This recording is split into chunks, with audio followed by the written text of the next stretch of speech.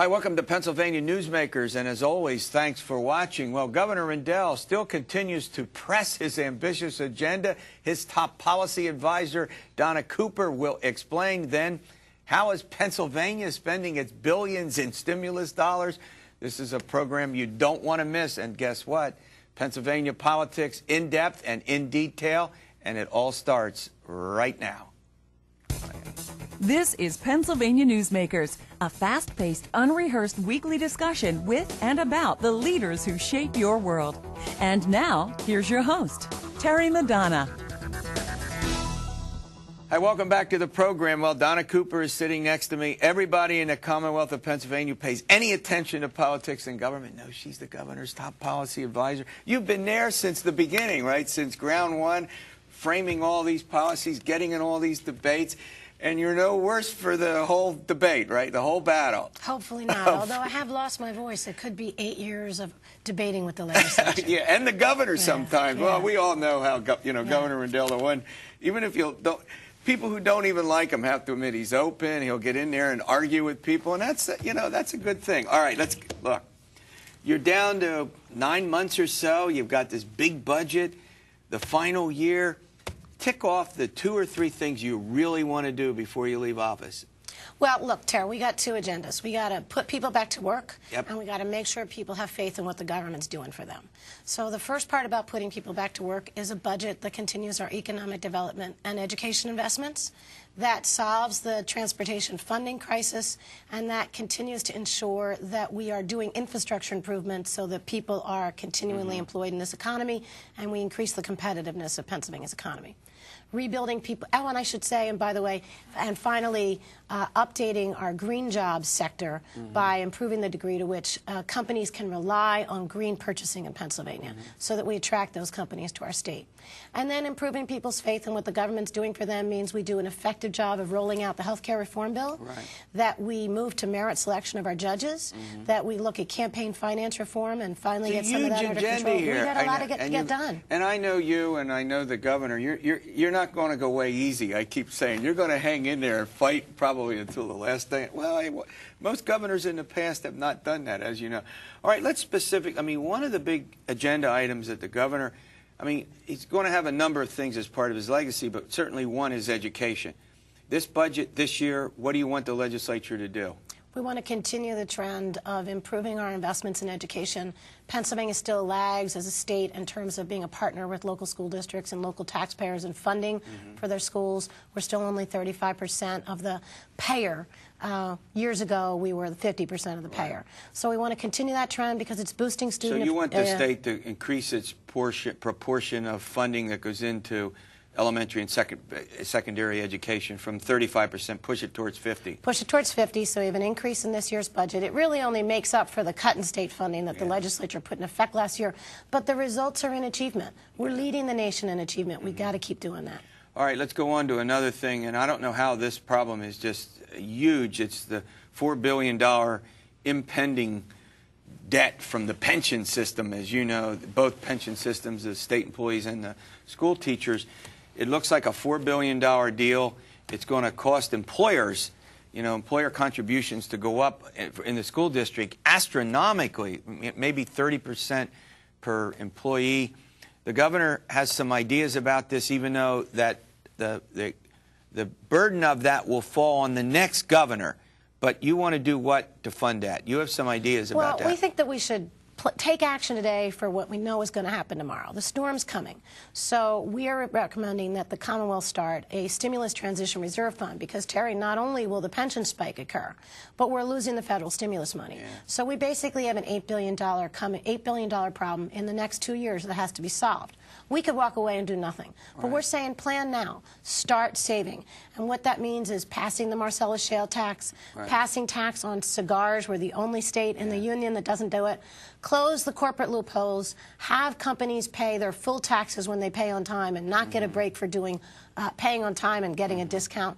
And then removing sales tax exemptions on business so that we can lower the sales tax by a third. And, Terry, that by and large takes care of the problem. I think no matter how it gets resolved, whether, that set of taxes work, I mean, it's almost an insurmountable. I mean, you think of Not $4 insurmountable. Not insurmountable. Okay, go ahead. We have a very clear and simple plan. Start saving today by taxing people who aren't paying their taxes, and finally, those people will help cover the problem. All right, we're talking with Donna Cooper. We'll be back following these words. We got to talk about taxes. We got to pay some bills, so we'll be back in a moment. This broadcast of Pennsylvania Newsmakers is presented by the Pennsylvania Chamber of Business and Industry, the statewide voice of business, and by the Pennsylvania Cyber Charter School, bringing educational innovation and freedom to the children of Pennsylvania.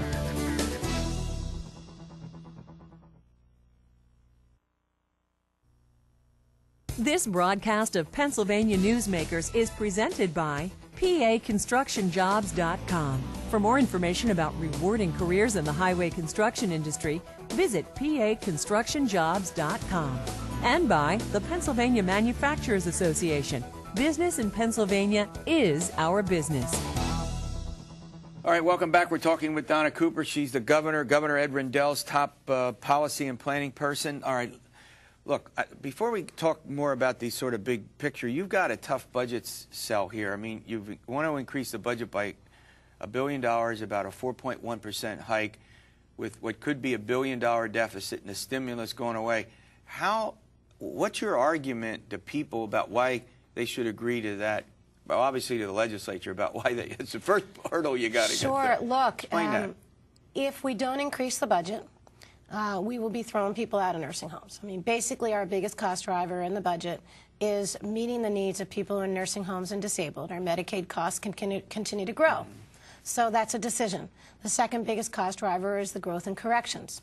I don't think people want us letting people out of prison. And we're sending prisoners now out of state. Correct. So whatever that number is, 2,000 or so.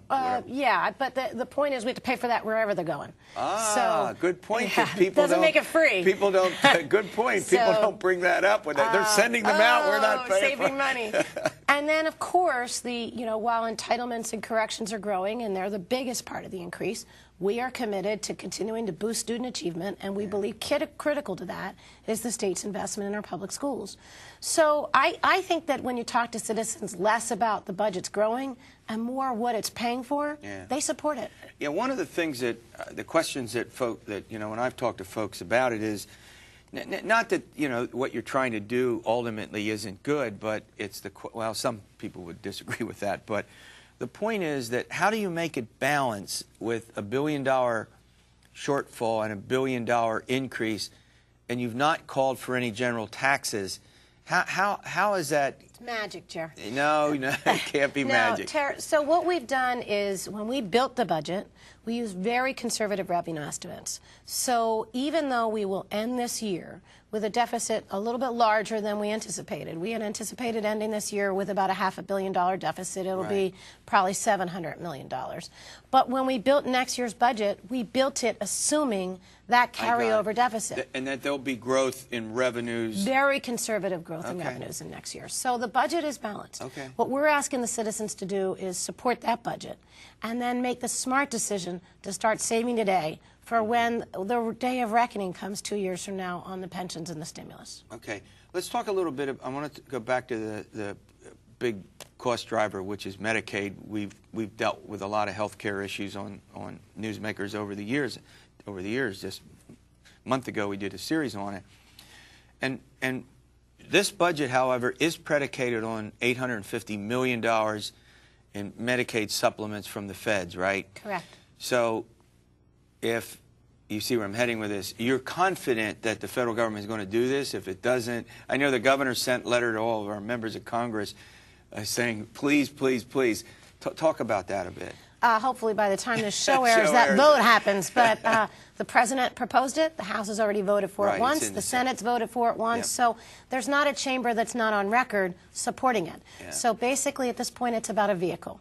And what vehicle is going to move through the House and Senate that's the same vehicle that has the funding in it. So we have every reason to be confident. We know that our partners in the healthcare field, whether they're Medicaid companies or hospitals, are also advocating for this. So I think we have reason to be confident, but, the world could fall in. Before I let you go, I'm going to ask you the toughest question. I've been holding this for last. All right.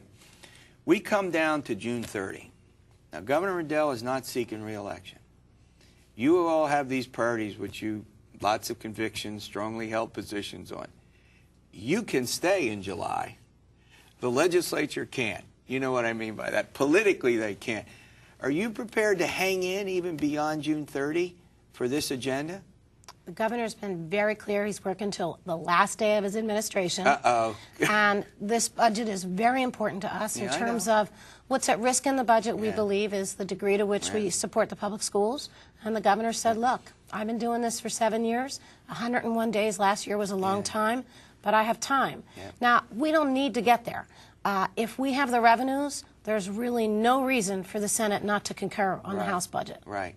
So, and there's certainly plenty of time. The House budget's been done. The Senate, I guess they want to look at some revenues in May and April. In April, rather, but they would take it up in May, Correct. I think, if I got the timing of that right. So they're moving ahead. But and I know you don't do politics. I don't want to get you into this, but I'll try if I can.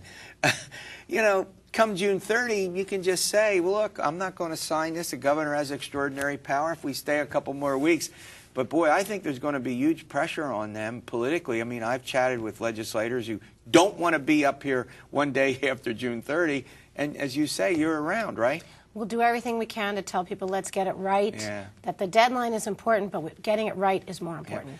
There you go, Donna Cooper. She's governor's top policy advisor. She's been on this program a lot. We'll have to get you back sometime in the fall and see where all this goes. All right, Pennsylvania's stimulus money. We've gotten billions from the federal government. How is it spent? There's a new quarterly report out that has a lot of great information in it. And we'll hear from folks who are going to tell us about that after these words. This broadcast of Pennsylvania Newsmakers is brought to you by Pennsylvania Credit Union Association. Pennsylvania Credit Unions, where people are worth more than money. To find a credit union that is right for you, check out ibelong.org.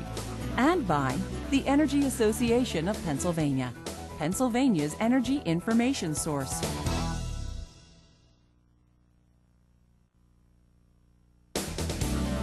This broadcast of Pennsylvania Newsmakers is presented by the State System of Higher Education. 14 state-owned universities. The state system is the largest provider of higher education in Pennsylvania. And by the Hospital and Health System Association of Pennsylvania, working towards a healthy Pennsylvania. Hi, welcome back to the program. Ron Naples, who's the chairman of the Pennsylvania Stimulus Accountability Oversight Commission. I know that gets explained a couple of ways, but let's get into the big issue here. How much money has Pennsylvania gotten from the federal government, or maybe will get, for all as part of that stimulus package passed February a year ago by Congress? Yeah, it started about February, as you said, February a year ago. And if it's a big pile of money, Terry. It's about $27 billion. Okay. And it comes to the state in a range of ways. Some of it comes directly to the state government to be in the form of that we will send out in the form of grants and contracts and that kind of thing. That's about $13.5 billion. Of the 26.5, 27 billion. Then there's 11 billion or so, which comes to the state directly to individuals and businesses through tax credits, tax rebates kinds of things. Okay. And there's about 2.2 billion that will come directly to state entities from the federal government. So it's 2.2 directly from the feds to local entities, municipalities, boroughs, hospitals, companies, anybody that can compete for stimulus money. $13.5 billion coming to the state that we manage, and $11 billion coming in the form of some kind of tax rebate or tax credit. Okay, so it's a big pile of money. Yeah, and when is it scheduled to end? Well, most of it runs from last February, from February of 9, 2.5, 3 years, depending on the stream of funding. I want to, talk a little bit about the specifics of the kind of, how the money has been spent. But let's make no mistake about it. The big debate is whether it has produced jobs. Yeah. Whether we've gotten for the $27 billion, the taxpayers' worth, the value to the taxpayers. Well, I think there's stimulus is widely misunderstood in around the country, I think. Number one, the jobs thing. We keep talking jobs, jobs, jobs. That's a lightning rod. That's what everybody talks about. Sure. But the reality is jobs are only one of the purposes of the Act. The Act specifically notes helping people, investing in economic efficiency and technology, investing in infrastructure, stabilizing local and state governments. So the bulk of the money actually is put to these kind of purposes, not to the job-creating purposes. So in other words, when we've done some programming recently on the infrastructure, that has helped to supplement what the states would spend. So the point would be, instead of postponing, like doing roads and bridge construction, this, because of the recession, and or the states would have to raise additional revenues to do it. This is to offset some of that. Do I have that right? Well, yeah, it was to offset that, but also to try to get some stimulus into the economy pretty quickly. And in the roads and bridges, for instance, we're spending about $1 billion on top of the 1.6, 1.8 billion PennDOT would spend every year on this kind of stuff anyway.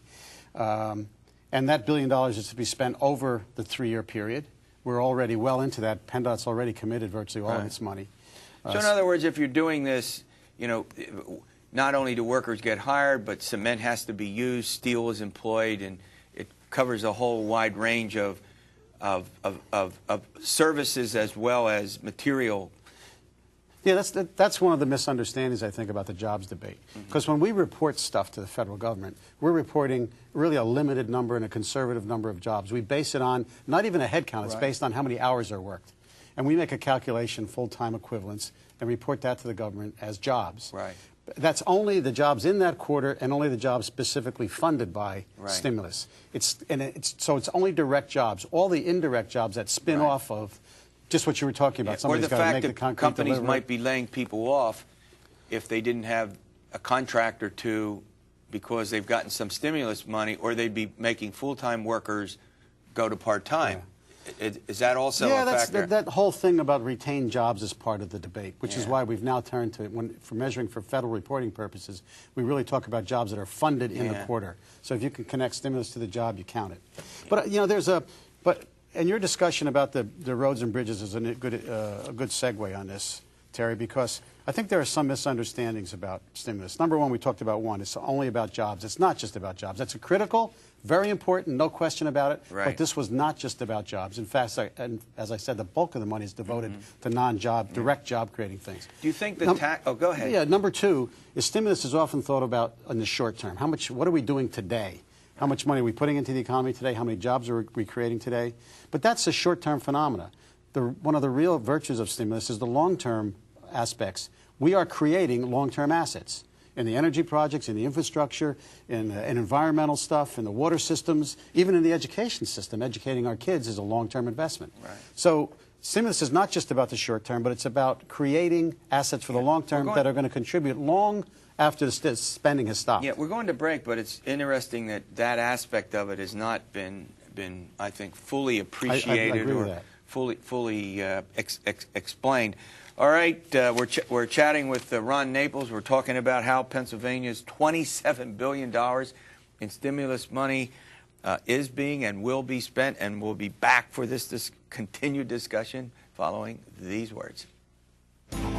This broadcast of Pennsylvania Newsmakers is presented by Highmark Blue Shield, changing the way health plans work for business with a variety of plan options for employers and more choices for employees. Information is available at highmark.com.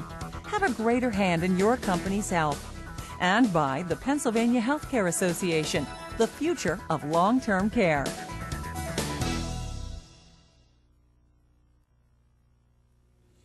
Hi, welcome back. Pennsylvania stimulus money, $27 billion. Sounds like an awful lot of money to me. I mean, it's not small change here.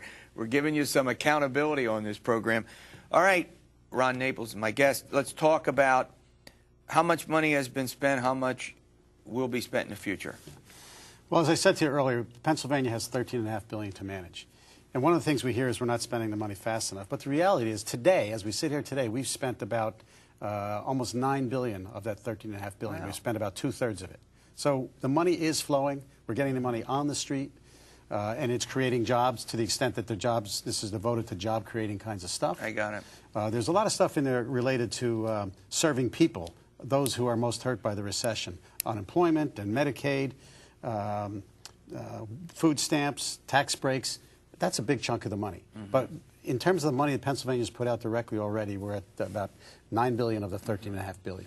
Yeah, I think that also might come as a surprise. I mean, I guess what we haven't realized is how that money is suffused into the economy already. Maybe some local municipalities and school districts and or the state government would have to either cut services or raise taxes, you know, and that's not a, that's an argument you don't hear much about as well. Well, that's one of the purposes of stimulus, Terry, is this what I talked about earlier, stabilization of state and local governments. Right. And that's been a big, big number for Pennsylvania, particularly in education. Yep. We'll be spending something like $2.7 billion in education from stimulus. All right, you hear all of the time accountability, accountability, accountability. Talk about what you have tried to do to make this program more accountable to Pennsylvanians. Well, I think accountability is the right word. The thing that gets thrown around a lot is transparency. And for me, transparency is only about knowing what you're doing and where you're doing it. But accountability is asking the so what question. All right, you're doing all that, but what are you getting for it? The governor's been very serious about trying to not only do the transparency piece well, but also take that step beyond transparency to accountability. He asked me to come in and help with that part of the job. And what we're trying to focus on is making available to the citizens information about what this money is doing for the citizen in a way they've never seen it before. So we're doing a number of things. The biggest piece in terms of direct access for citizens is our website. Changes every day. We try to upgrade it every day. But it has on that website, recovery.pa.gov. Say that again slowly. I'm sorry, www.recovery.pa.gov. Okay. People can go and find virtually anything they want to know about stimulus. We're really determined to make sure people have a way to look at stimulus that tells them what's going on. So I guess your point would be, not to interject it, you don't want to get into a debate about whether Congress should have done it and the President signed it. It's been done.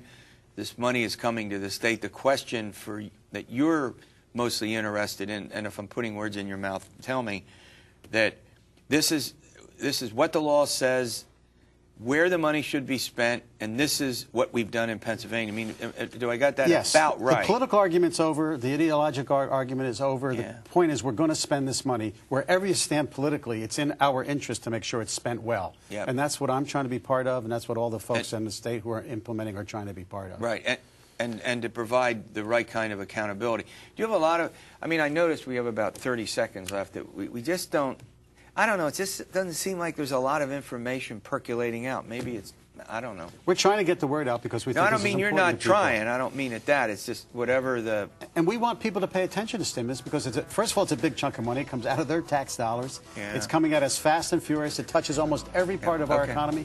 Okay, you have the final word. You're the only one sitting here with me. Hey, we'll see you next week for another edition of Pennsylvania Newsmakers. And as always, stay well.